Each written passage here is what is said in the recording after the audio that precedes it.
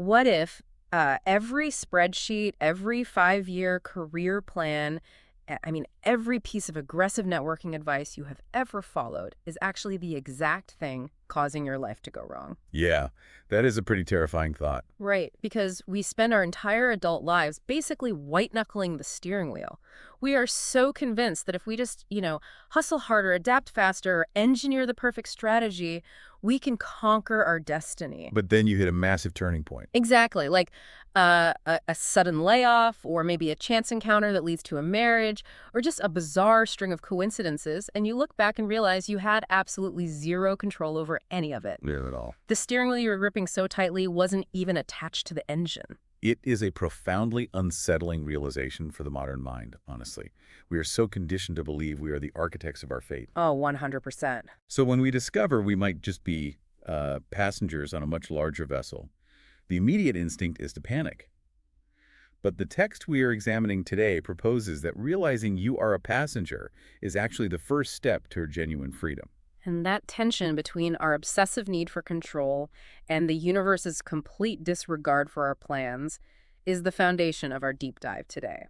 We are unpacking a really fascinating philosophical essay translated from August 2023. Right, by an author named Zhu Feng. Yes, titled Understanding the Force of Nature, Employing Its Power. And our mission today is to decode what Zhu Feng actually means by the power of nature. And to be clear from the jump, the author is not talking about meteorology. Yeah, we're not talking about just spending more time outdoors. Right. We are exploring the text's remarkably simple blueprint for avoiding disaster and finding fortune. And it claims you can achieve this without relying on what it calls human cleverness or, the exhausting hustle culture that just dominates our current reality. Exactly. And we're stepping into this source material purely to explore its unique worldview. We want to see what kind of philosophical insights we can extract from it, even if, or maybe especially if, they completely upend how we normally operate. Which they definitely do. Yeah, they really do. So let's start with how the text defines the ultimate authority in the universe. The author splits the power of nature into two distinct realms, right? The visible and the invisible. Yes, the visible is exactly what you would expect. The loud stuff. Exactly. It's the typhoons, the earthquakes, the torrential rains, the cataclysmic events that can just erase a city or alter a life in a matter of seconds. We all respect the visible power because, well, it's undeniable. It's right there in your face. But it's the invisible power that Xu Feng focuses on, and the scale of it is staggering. What's fascinating here is how the text portrays this invisible force, not as some abstract, distant deity, but as an active, omnipresent operating system. An operating system. I like that. Yeah, it governs forces that seem commonplace but are actually miraculous when you truly look at them. It's the specific mechanism that makes a dormant tiny seed suddenly decide to germinate and grow into a towering tree. Right. It dictates the intricate, flawless orbits of colossal celestial bodies, and it drives the relentless cycles of the seasons. Okay, think of the universe like a smartphone. The visible power of nature, like an earthquake, is like the phone screen suddenly shattering or an emergency alarm blaring at full volume. It demands your attention. Exactly. Yeah. But the invisible power is the background operating system. It's completely silent. It is running millions of lines of complex code every fraction of a second, dictating how the battery drains, how the memory is allocated, how the apps communicate with the hardware. We never actually see it. You never see the OS, right? Oh. But it is the ultimate unchallengeable authority over what that device can and cannot do. If the OS decides an app needs to close to save the system, it just closes it. And the author extends that exact logic to human society, which is wild. Xu Feng writes about how this unseen power governs the micro, like a small fertilized egg developing into complex life. But it also controls the macro. Meaning us, human events. Yes. This invisible operating system is what causes an ordinary, unremarkable person to suddenly be swept up by circumstances and become a world-shaking leader. Wow. And it is the identical force that causes a seemingly invincible historic empire to abruptly crumble into dust. Or, an untouchable public figure to suddenly face ruin. So it's all the same code running. Exactly. The text argues that behind all the political maneuvering and historical analysis we use to explain these events, the true driver is simply the invisible power of nature executing its code. But wait, if this invisible operating system controls everything from a seed germinating in the dirt to an entire empire collapsing, where does human free will fit into the equation? That is the big question. I mean, I'll give you a personal example. A few years ago, I planned an international trip down to the literal hour. I had spreadsheets, restaurant reservations, backup routes mapped out in case of train delays. You were trying to engineer the perfect experience. I really was. And on day one, I got extreme food poisoning at the airport. Oh, no. Yeah, I spent 4 days in a hotel room where I ended up having a conversation with the hotel manager that actually led to a major career shift. All my planning was entirely useless, and the outcome I got was something I never could have engineered. Which perfectly illustrates the text's point. The text actually uses the experience of aging to highlight that exact phenomenon. How so? Well, it notes that as people grow older and reminisce about their lives, they inevitably realize that their most pivotal moments, both the unexpected hardships and the sudden windfalls, feel almost prearranged. Yeah, because nobody actively schedules a debilitating illness or a sudden market crash, yet they arrive anyway. Right. People rise to prominence and fall abruptly, in a sequence that completely defies all their meticulous planning. The author is suggesting that our belief in our ability to tightly control our trajectory is simply a trick of perspective. And the source material draws a very stark contrast here between two different ways humans react to this unpredictability. On one side, you have the cunning, devious person. The hustle culture archetype. Yeah, exactly. This is someone who relies heavily on their own wit. They try to craftily avoid misfortune, constantly cutting corners or manipulating people to dodge the consequences of their actions. And the essay states that the heavens will intervene right at their most cunning moments to seize their soul. Seize their soul is a terrifyingly specific phrase, by the way. It really is. The text implies that the universe possesses a kind of immune system. Precisely when you think you have brilliantly outsmarted the system, when your manipulation is at its absolute peak, the operating system identifies you as a glitch or a virus. And it forcefully corrects you. Yes. Contrast that with the second type of person, a person of integrity. The text argues that even if this person isn't actively scheming to seek out wealth or success, they will be unexpectedly guided by the heavens to achieve their heartfelt aspirations. So the unseen power of nature is the force doing both things. It's doing the seizing of the cunning and the guiding of the honest. Right. Which leads to this central quote from the essay. It says, "The mysteries of heaven are divine. Human cleverness is of little use." That's a heavy line. Okay, let's unpack this, because my modern brain is really starting to rebel here. If human cleverness is entirely useless and my sudden rise or fall is dictated by an invisible OS that I cannot control, then aren't we just passive It passengers? feels like it, right? Yeah. Like if my 5-year plan is meaningless, why shouldn't I just quit my job, sit on the couch, and wait for the heavens to either guide me or seize me? If the outcome is locked in, effort just seems pointless. And that anxiety makes perfect sense, especially in a hyper-competitive economy where we are constantly told that if we aren't moving forward, we are falling behind. Exactly. We're told to always be hustling.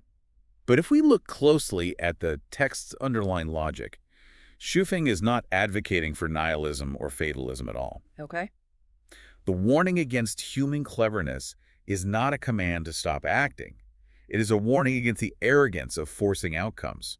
We have free will over our inputs, meaning our daily actions and intentions. But we have zero control over the outputs. Exactly. The timeline and the final shape of the results are out of our hands.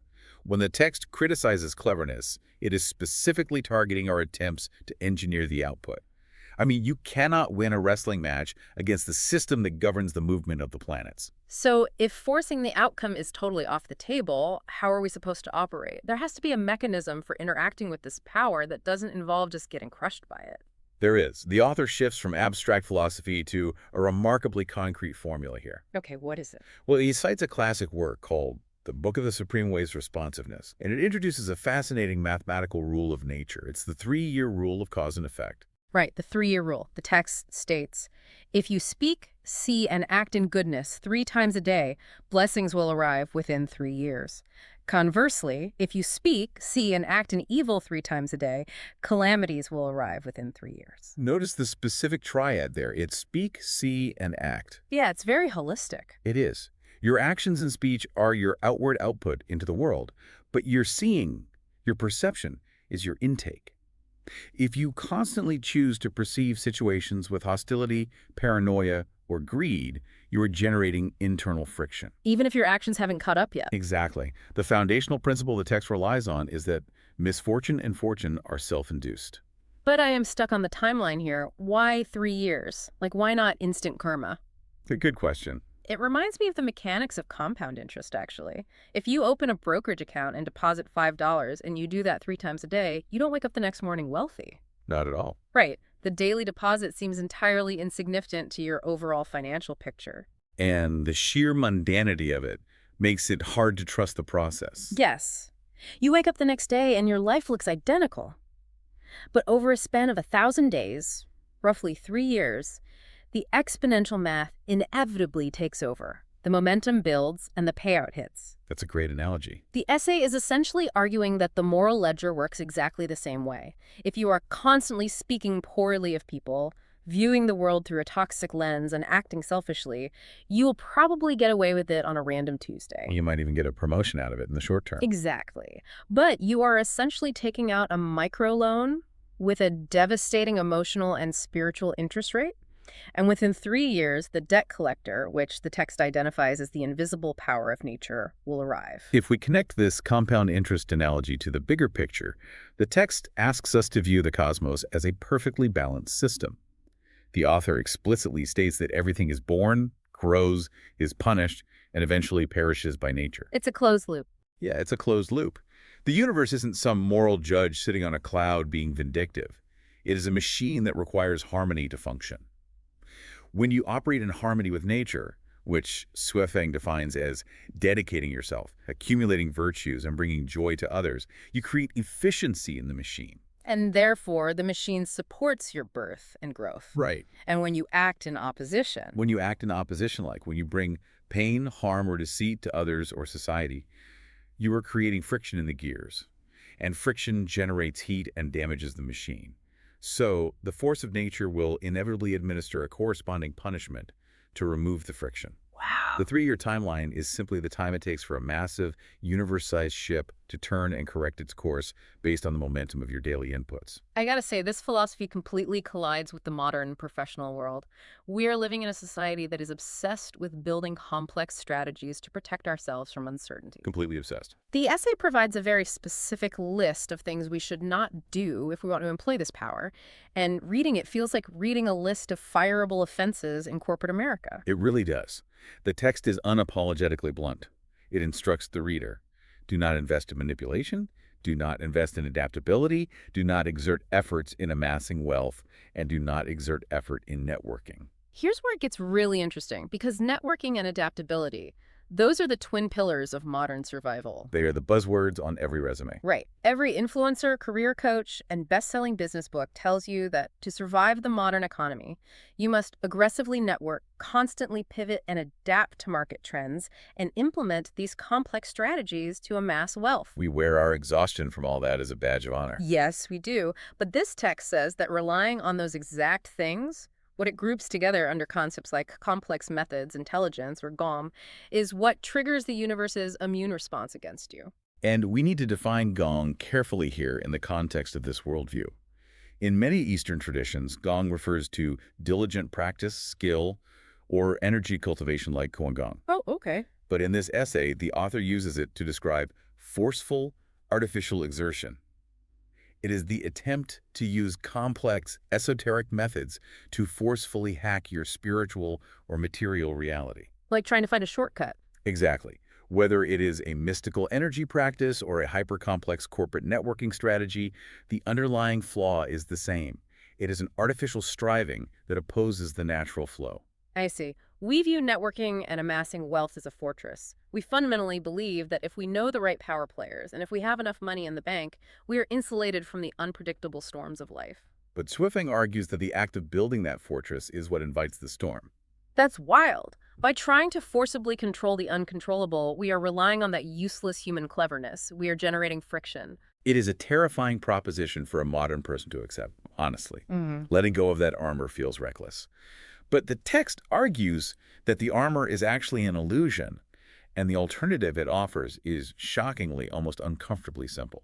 Yeah, the essay advises us to abandon complex matters entirely and focus on one primary task, which is cultivating your inner soul garden. The soul garden. Just cultivating virtues. Yes, the author argues that actively avoiding wrongdoing is the most reliable way to prevent stumbles in life.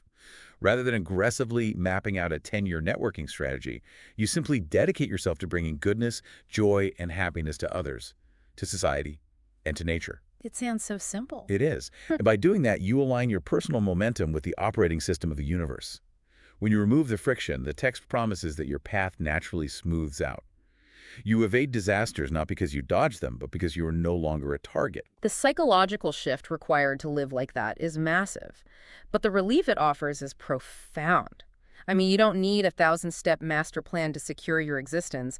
You just need to tend to the soil of your own character. Exactly. If the soil is healthy, the invisible power of nature, the exact same force that moves the planets and topples empires, will automatically handle the growth. You don't have to force the seed to sprout, you just have to provide the water. It ultimately comes down to a question of efficiency. Human beings waste incomprehensible amounts of emotional, physical, and psychological energy trying to build complex, rickety ladders to reach our definition of success. Yeah, we manipulate, we stress, we strategize until we burn out. And the text proposes that all of that agonizing effort is a complete waste of time. The universe does not require you to build a ladder.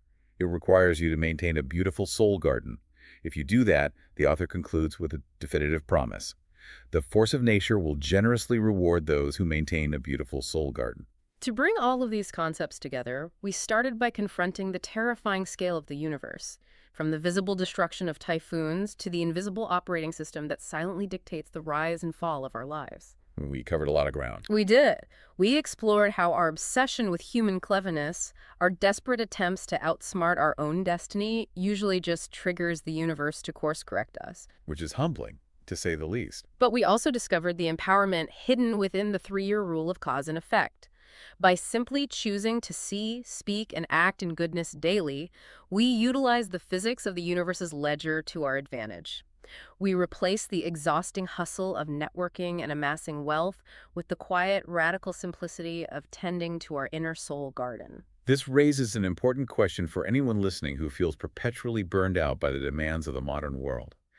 The next time you feel completely overwhelmed by the pressure to perfectly engineer your career, to manipulate a situation to your advantage, or to force an outcome through sheer willpower, you have permission to pause. You do not have to carry the entire weight of your destiny on your shoulders. The invisible force of nature, an operating system infinitely more powerful and precise than any strategy you could invent, is already running in the background. Your only job is to ensure you are working in harmony with it, rather than fighting against it. We open this deep dive by talking about that feeling of looking back at a major life event and realizing your meticulous plans meant absolutely nothing. The text we explored today warns us that using human cleverness, constant adaptability, and complex manipulation to try and white-knuckle our lives will inevitably cause the universe to push back. It's guaranteed friction. Right. So if the ultimate unchallengeable power in the cosmos ignores our frantic hustling and responds only to the simple purity of our inner soul garden, ask yourself this. Are all the complex systems, the exhaustive 5-year plans, and the intricate networks you are so frantically building right now actually protecting you? Or are they the very walls of the prison you're building to keep yourself in direct opposition to the force of nature?